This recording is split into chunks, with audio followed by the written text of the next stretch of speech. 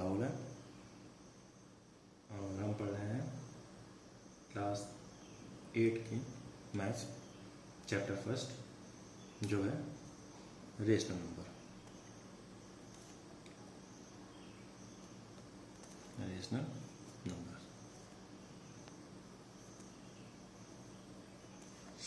तो rational number पढ़ने से पहले हम ये देखते हैं कि नंबर क्या होता है।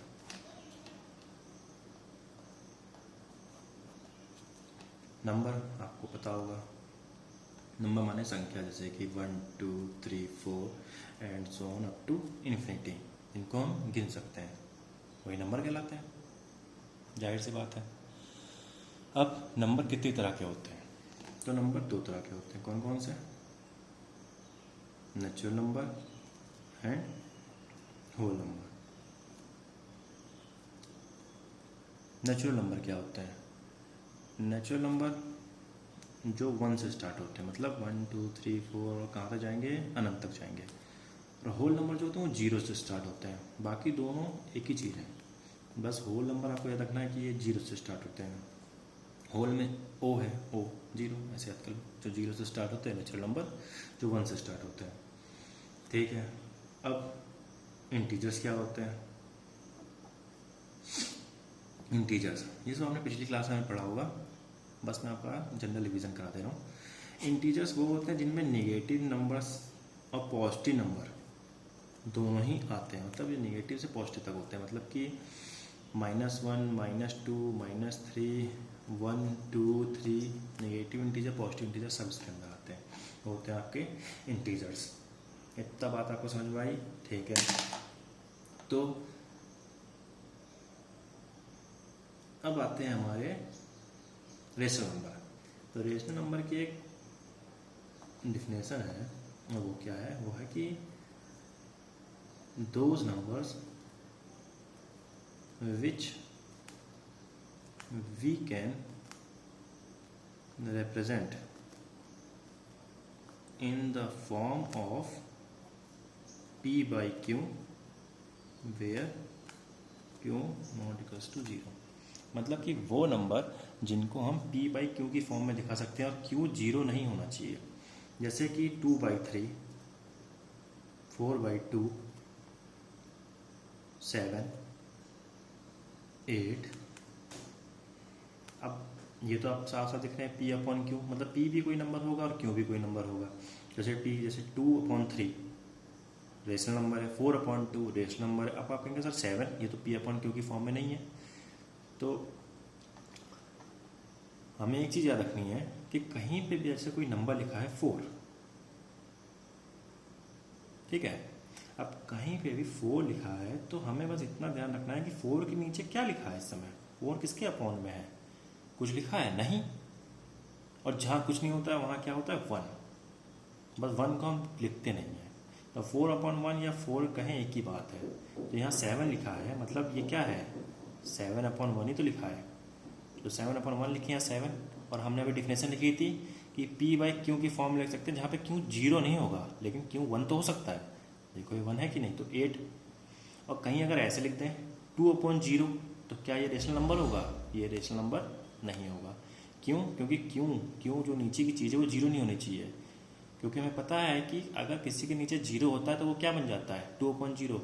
तो किसी नंबर को अगर 0 से डिवाइड करेंगे तो क्या बन जाएगा? अनंत, इन्फिनाइट बन जाएगा, जो कि कोई नंबर नहीं होता है, हम उसे नहीं मानते, तो हम इसको नहीं दिखाते हैं।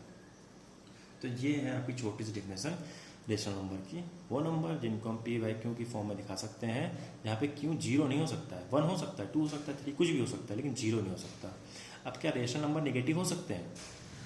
जैसे कि हमने इंटीजर पढ़े तो उसमें नेगेटिव नंबर भी होते हैं और पॉजिटिव नंबर भी होते हैं। तो क्या रेशनल नंबर नेगेटिव हो सकते हैं? बात ये आती है। तो हाँ, रेशनल नंबर नेगेटिव हो सकते हैं। तो अगर 2/3 रेशनल नंबर है तो माइनस का 2/3 भी रेशनल नंबर हो सकता है। 4/2 रेशनल नंबर है तो माइनस का 4/2 भी रेशनल नंबर हो सकता है। 7 रेशनल नंबर तो माइनस का 7 भी रेशनल नंबर हो सकता है। और 8 रेशनल नंबर तो माइनस का 8 भी रेशनल नंबर हो सकता है। तो क्या माइनस का 2/0 रेशनल नंबर हो सकता है? आप कहेंगे नहीं, क्योंकि 0 नीचे नहीं आना चाहिए, क्योंकि इसका मतलब हो गया इनफाइनाइट, और जो हम नहीं लेते हैं। ठीक है, तो ये हो गया आपके रेशनल नंबर की बात। आई होप आपको रेशनल नंबर समझ में आए होंगे। जो दूसरी चीज़ है आपके सिलेबस में वो है कुछ प्रॉपर्टीज़। कुछ प्रॉपर्टीज़ है। कौन कौन सी प्रॉपर्टीज़? जो पहली प्रॉपर्टी है वो है क्लोजर प्रॉपर्टी।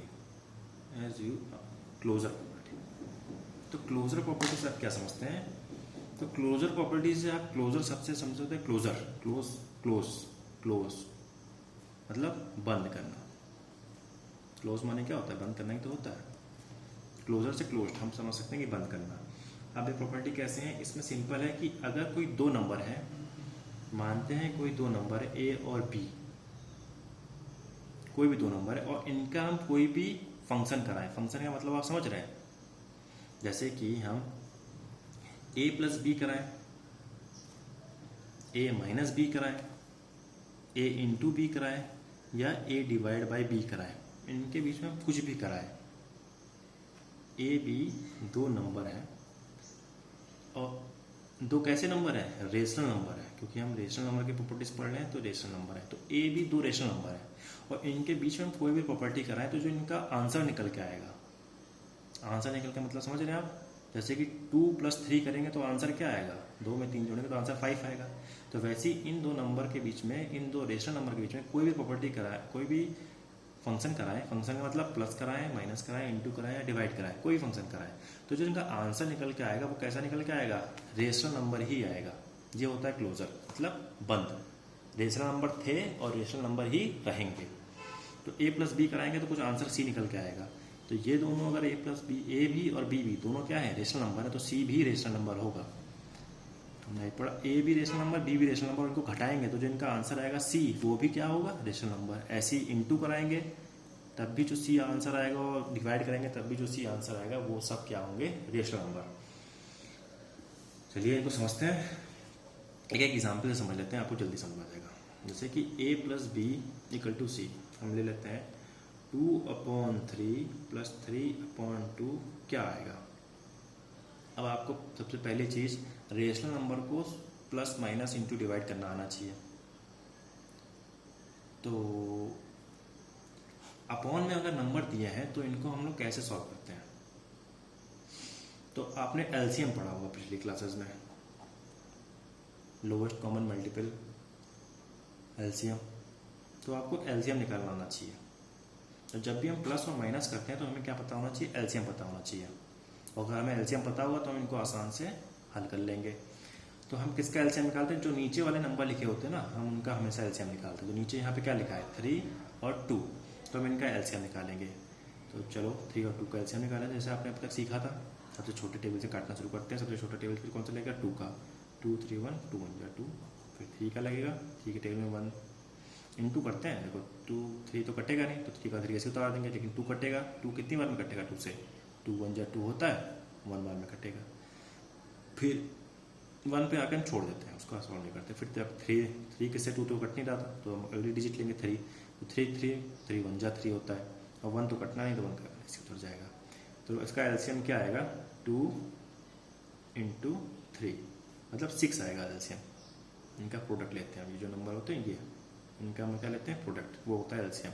तो एलसीएम 6 आ गया। तो हमें पता चल गया कि इन दोनों का एलसीएम क्या आएगा? 6। तो नीचे कॉमन लिख देते हैं हम 6। इन दोनों का नीचे हम कॉमन लिखेंगे 6। 3 2 का एलसीएम आ गया 6, जो नीचे आ गया। अब हम टेबल पढ़ेंगे। इसके नीचे क्या लिखा था? 3। अब 3 में टेबल पढ़ते हैं। 3 के टेबल में 6 कितनी बार में आएगा? 3 का टेबल पढ़ो। 3 1 जा 3, 3 2 जा 6, 2 बार में आएगा। तो जितनी बार में आता है उसको हम ऊपर वाले से इंटू कर देते हैं। फिर से समझो, नीचे एलसीएम लिया हमने, 6 आया। अब नीचे वाले का हम क्या पढ़ते हैं? टेबल। 3 की टेबल में 6 कितनी बार में आएगा? टेबल पढ़ लो जल्दी से। 3 1 जा 3, 3 2 जा 6, 2 बार में आएगा। तो जितनी बार में आता है उसको हम ऊपर वाले से इंटू कर देते हैं। तो ऊपर कितना लिखा था इसके? 2, उसको इंटू कर देंगे 2 से। फिर जो साइन है वो वैसी का वैसी उतरता है। फिर आगे इसके नीचे क्या है? 2। ठीक है, एलसीएम कितना आया था? 6। एलसीएम तो कॉमन रहेगा। तो अब 2 के टेबल में 6 का पढ़ो। 2 के टेबल में 6 कितनी बार में आएगा? 2 1 जा 2, 2 2 जा 4, 2 3 जा 6, 3 बार में आएगा। तो जितनी बार में आता है उसको ऊपर से इंटू कर देते हैं। ऊपर कितना लिखा था 3, उसको इंटू कर देंगे 3 से। चलो इंटू करना आपको आता ही होगा। तो 2 2 जा 4 प्लस 3 3 जा 9/6। 9 में 4 जोड़ेंगे कितना आ गया 13/6। तो ये आ गया आपका आंसर, मतलब कि सी की वैल्यू आ गई। ए की दी थी, बी की, सी की वैल्यू आ गई। तो सी कितना आ गया 13/6, जो कि एक क्या है रेशनल नंबर है। तो वही हमने सीखा था क्लोजर प्रॉपर्टी में। क्या सीखा था हमने क्लोजर प्रॉपर्टी में कि अगर ए और बी रेशनल नंबर है और उनके बीच में हम कोई फंक्शन कराते हैं तो जो उनका आंसर निकल के आता है वो भी एक रेशनल नंबर होगा। हमने भी चेक किया कि ए जो था रेशनल नंबर था 2/3, बी भी क्या था रेशनल नंबर था 3/2। और जब हमने इनका सम कराया तो इनका जो आंसर आया सी निकल के वो भी क्या आया रेशनल नंबर। अगला लेते हैं हम सब्ट्रैक्ट करने का। a minus B equal to C. अब हमें पता है क्या है ये रेशनल नंबर है। तो a जो है रेशनल नंबर है 3/2 माइनस 2/3। हमें इसका निकालना है c कितना आएगा निकल के, आंसर निकालना है ना हमें। तो वही चीज़ अपॉन में है। अभी मैंने बताया आपको एलसीएम लेते हैं। तो 2 3 का एलसीएम कितना आएगा, हमने 2 3 का एलसीएम यहाँ ले रखा है जो कि 6 आया था। तो हम सिंपल नीचे इनके 6 लिख देंगे। फिर हम टेबल पढ़ेंगे नीचे वाले से। 2 के इसके नीचे 2 है, 2 के टेबल में 6 कितनी बार में आता है 2 1 जा 2, 2 2 जा 4, 2 3 जा 6, 3 बार में आता है। तो ऊपर वाले को 3 से इंटू कर देंगे, 3 इंटू 3। माइनस का साइन उतार देंगे, 2 का 2 उतार देंगे, इंटू लगा देंगे।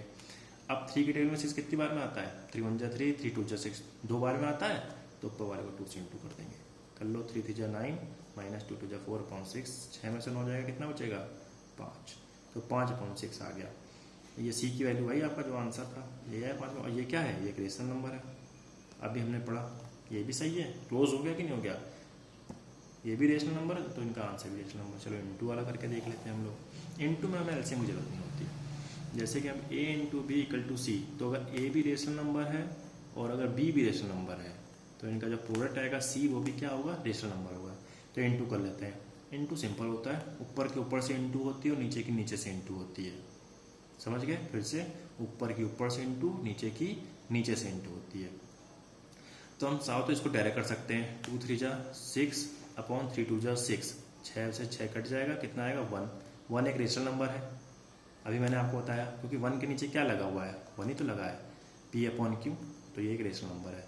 और इसको हम ऐसे भी कर सकते हैं कि 2/3 इंटू 3/2 लिखा है। तो हम या तो ऊपर ऊपर इंटू कर सकते हैं जैसे ऊपर बताया मैंने, या फिर हम ऊपर नीचे काट सकते हैं अगर कटें तो। देखो यहाँ 2 है ऊपर, यहाँ नीचे 2 है, कट रहा है। कितनी कितनी बार में कट रहे हैं 1 1 बार में कट जा रहे हैं। यहाँ 3 है, यहाँ 3 1 1 बार में कट जाएंगे, कितना आएगा 1 ही आएगा। तो सी की वैल्यू 1 आ गई। देखो आंसर सेम आएगा, करने का तरीके अलग है लेकिन आंसर सेम। अगला देख लेते हैं हम डिवाइड वाली property. a divide by B equal to C. अब रेशनल नंबर को डिवाइड कर रहे हैं हम। 2/3 को अगर हम डिवाइड करें 3/2 से तो कितना आएगा। डिवाइड में आप इतना याद रखो कि अगर हम इस नंबर से डिवाइड कर रहे हैं तो डिवाइड में जस्ट उल्टा हो जाता है। कैसे करते हैं हम, जो डिवाइड है 2/3 लिखा है तो डिवाइड को हम बना देंगे इंटू। और जब इस डिवाइड को इंटू बनाएंगे तो जिस नंबर से डिवाइड कर रहे हैं उसको चेंज कर देंगे, मतलब ऊपर का नीचे और नीचे का ऊपर कर देंगे। तो हमने इस डिवाइड का बनाया इंटू, और ये जो नंबर है 3/2 इसको क्या कर देंगे चेंज। चेंज मैंने जो 3 ऊपर था तो 3 कहाँ आ जाएगा नीचे, और 2 नीचे था ये कहाँ चला जाएगा ऊपर। अब कर दो इंटू। अब देखो क्या ऊपर नीचे कहीं कट रहा है 2 3 2 3 कुछ कटेगा नहीं, कटेगा तो सीधे सीधे हमने इंटू पढ़ा है कि ऊपर ऊपर के इंटू नीचे नीचे के इंटू कर देते हैं। तो 2 2 जा 4 3 3 जा 9। और ये क्या रेशनल नंबर है, हाँ रेशनल नंबर है। 1 क्या रेशनल नंबर है, हाँ 1 भी रेशनल नंबर है। तो ये होती है क्लोजर प्रॉपर्टी। क्लोजर प्रॉपर्टी समझ में आई। क्लोज, अगर दोनों नंबर रेशनल नंबर हैं तो उनका जो प्रोडक्ट आएगा ये 2 भी हो सकते हैं, 3 भी हो सकते हैं, 4 भी हो सकते हैं। लेकिन अगर वो रेशनल नंबर है तो उनका जो प्रोडक्ट आएगा वो भी कैसा होगा रेशनल नंबर ही होगा। ठीक है, चलो ये आपकी पहली प्रॉपर्टी हो गई। दूसरी प्रॉपर्टी जो है वो है आपकी कम्यूटेटिव प्रॉपर्टी। कौन सी property, commutative property. Commutative property क्या कहती है, कम्यूटेटिव प्रॉपर्टी कहती है कि a plus B equal to B plus A होगा। a plus B equal to B plus A होगा। ये कहती है आपकी कम्यूटेटिव प्रॉपर्टी, मतलब सीधे जोड़े या उल्टे जोड़े, आना एक ही चीज़ चाहिए। तो इस हिसाब से ये 4 हिस्सों में बनती है, क्योंकि अगर प्लस के लिए होगी तो ये माइनस के लिए भी होगी, माइनस के लिए भी तो डिवाइड के लिए भी होगी। तो हम चारों में चेक करते हैं क्या ये किस किस के लिए सही है। क्या ये प्लस के लिए सही है, A minus B equal to B minus A, क्या ये माइनस के लिए सही है। A into B equal to B into A, क्या ये इंटू के लिए सही है। और A divide by B equal to B divide by A, क्या ये डिवाइड के लिए सही है प्रॉपर्टी। तो पहले प्लस के लिए चेक करते हैं। प्लस में हम सिंपल डिजिट लेते हैं जिसको आपको ज़्यादा कैलकुलेशन ना करनी पड़े और आप ये समझ भी जाए, ठीक है। तो प्लस के लिए हम लेते हैं, हम ले लेते हैं 2/3 और 3/2, हम ये लेके चलते हैं, ठीक है। हम ए बी की पहली वैल्यू डिसाइड कर लेते हैं, 2/3 मानते हैं ए को, और बी को हम लेके चलते हैं 3/2, ठीक है। अब हमको जगह की जगह पे केवल ए बी की जगह पे ये वैल्यू रखनी है और चेक करना है क्या ये कम्यूटेटिव प्रॉपर्टी इन पे लग रही है कि नहीं लग रही है। तो ए की जगह पे 2/3 प्लस 3/2, क्या ये बराबर होगा 3/2 प्लस 2/3 के। तो 2, 3 का एलसीएम सबसे पहले हम लोग निकालेंगे। एलसीएम हम पहले ही निकाल चुके हैं, फिर भी हम यहाँ पे एक बार चेक कर लेते हैं। तो एलसीएम ऑफ 2 और 3 का कितना होगा, तो 2, 3 का एलसीएम निकालते हैं।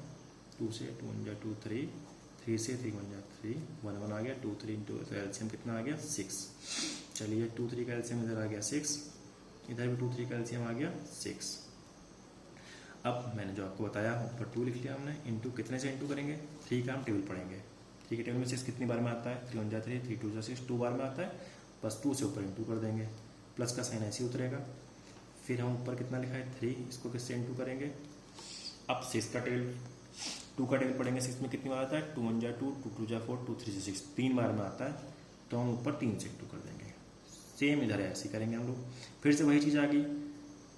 तो 3 इंटू 2 का टेबल 6 में पढ़ेंगे, 2 1 2, 2 2 4, 2 3 बार में आता है, तो ऊपर 3 से इंटू करेंगे, प्लस और 3 का टेबल में 6 कितनी बार में आता है, 2 बार में, तो ऊपर 2 से इंटू करेंगे। करके देखते हैं, 2 2 4 plus 3 3 9/6 equal to 3 3 9 plus 2 2 4/6, 4 9 13/6 equal to 13/6। क्या कम्यूटेटिव प्रॉपर्टी सही है, हाँ।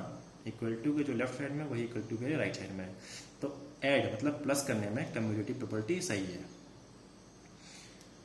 ऐसे हम माइनस में चेक करते हैं, 2/3 माइनस 3/2 क्या बराबर होगा 3/2 माइनस 2/3 के, ठीक है। हमें 2 3 का एलसीएम पता है कितना होता है 6, तो 3 का टेबल 2 में 3 का टेबल पढ़ेंगे, तो 3 के टेबल में 6 कितनी बार में आएगा, 2 बार में आएगा, 3 1 3, 3 2 6, तो ऊपर 2 से इंटू, माइनस 2 के टेबल में 6 3 बार में, तो ऊपर 3 से इंटू। ऐसे यहाँ करेंगे हम लोग, 3 इंटू 2 के टेबल में 6 3 बार में, तो ऊपर 3 से इंटू, माइनस 3 के टेबल में 6 2 बार में, तो ऊपर 2 से इंटू। तो 2 2 4 माइनस 3 3 9/6 और 3 3 9 माइनस 2 2 4/6। अब 4 में से 9 जाएगा, कितना बचेगा 5 बचेगा। साइन कौन सा लगेगा माइनस, ये आपने पिछली क्लास में पढ़ा होगा इंटीजर में माइनस कैसे करते हैं, और साइन हमेशा बड़े वाले का लगता है। तो 9 के साथ माइनस का साइन है, 9 बड़ा है ना, उसके साथ माइनस का साइन है, तो साइन कैसा लगेगा माइनस का, तो माइनस का 5/6। यहाँ भी 6 आएगा, 9 में से 4 जाएगा तो 5/6। क्या ये दोनों बराबर हैं, नहीं, एक तरफ प्लस का एक तरफ माइनस का, बराबर नहीं है। तो कम्यूटेटिव प्रॉपर्टी जो है वो सब्ट्रैक्ट मतलब माइनस करने में नहीं लगती है।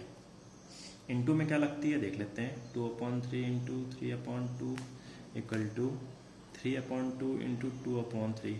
अब देखो 3 से 3 कट गया, 2 से 2 कट गया, यहाँ भी 3 से 3 कट गया, 2 से 2 कट गया, कितना बचा 1 इक्वल टू 1। तो मल्टीप्लिकेशन में 2 की कम्यूटेटिव प्रॉपर्टी लगती है, तो यहाँ पे कम्यूटेटिव प्रॉपर्टी आपकी लगती है और इसमें आपकी कम्यूटेटिव प्रॉपर्टी लगती है, मल्टीप्लाई करने में और प्लस करने में। डिवीजन में चेक करते हैं, 2/3 डिवाइड बाई 3/2, क्या ये बराबर होगा 3/2 डिवाइड बाई 2/3। हमने पता है कि इंटू जब डिवाइड जब करते हैं हम लोग तो साइन को चेंज करके इंटू कर देते हैं और इसको ऊपर नीचे कर देते हैं, मतलब 2/3। क्या ये बराबर होगा 3/2 डिवाइड का इंटू साइन, ये नंबर ऊपर नीचे हो जाएंगे, मतलब 3/2 इंटू कर लेते हैं, 2 2 4 3 3 9, हमें पता है ऊपर की ऊपर से इंटू, नीचे की नीचे से इंटू। क्या ये बराबर होगा 3 3 9 2 2 4, क्या दोनों बराबर हैं, नहीं। तो हमने क्या सीखा कम्यूटेटिव प्रॉपर्टी में, कम्यूटेटिव प्रॉपर्टी में हमने सीखा कि जो कम्यूटेटिव प्रॉपर्टी है वो आपकी केवल एडिशन में काम आती है और मल्टीप्लिकेशन में काम आती है, ये आपकी सब्ट्रैक्शन और डिवीज़न में नहीं लगती। अब अभी आपकी और प्रॉपर्टी रह गई हैं जैसे कि एसोसिएटिव, डिस्ट्रीब्यूटिव, तो इन प्रॉपर्टीज़ को हम लोग करेंगे कल। अगर आपको वीडियो पसंद आया तो लाइक करें, शेयर करें और सब्सक्राइब करें। Thank you.